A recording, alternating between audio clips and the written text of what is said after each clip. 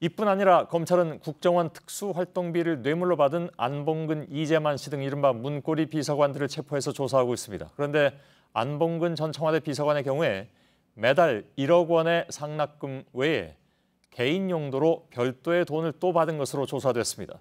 1억 원의 돈이 다른 곳에 갔을 가능성이 더욱 커진 겁니다. 검찰 취재기자를 연결하겠습니다. 이서준 기자, 안봉근, 이재만 전 비서관들이 국정원 돈을 받은 것에 대해서 부인하고 있지 않다면서요?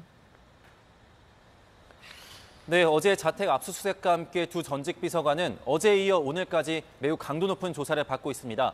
두 전직 비서관 모두 국정원 특활비를 받았다는 사실은 인정하고 있습니다. 하지만 그 돈을 어디에 사용했는지에 대해서는 함구하고 있습니다. 예, 그런데 안봉근 전 비서관의 경우에 국정원에서 개인적으로 별도의 돈을 받은 것으로 조사가 되고 있는데, 그러니까 이제 매달 받은 1억 원 외에 따로 수수한 돈이라서, 그렇다면 매달 받은 그 1억 원은 누구를 위해서 어디에 썼느냐, 이런 의문이 커질 수밖에 없겠군요.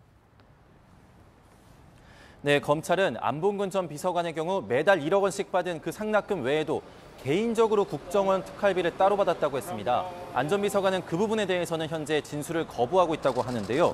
이 매달 받은 1억 원은 다른 사람을 위해 썼거나 또 다른 사람에게 전달했을 가능성이 커진 겁니다. 특히 안 전 비서관은 지난해 국정농단 사건이 불거지자 국정원 측에 연락을 해서 한동안 돈을 보내지 말라고 했다고 합니다.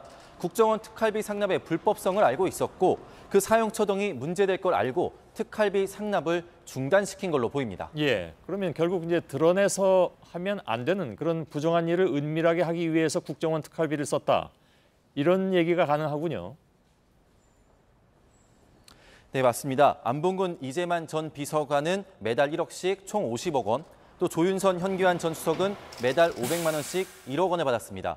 또 앞서 전해드린 것처럼 특활비 5억 원을 따로 받아서 이 새누리당 경선 여론조사 비용으로도 썼습니다.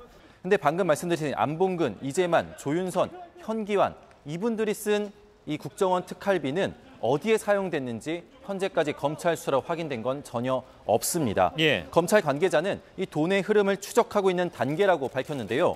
이들이 돈을 모아서 바로 사용했는지 또는 일종의 저수지를 만들어서 모아두었다가 필요할 때마다 사용했는지 등을 확인하고 있습니다.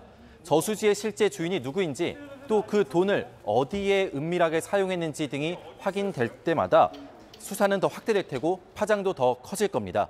일단 검찰은 안봉근, 이재만 전 비서관에 대해서 이르면 오늘 밤 구속영장을 청구할 방침입니다. 예, 이서준 기자였습니다.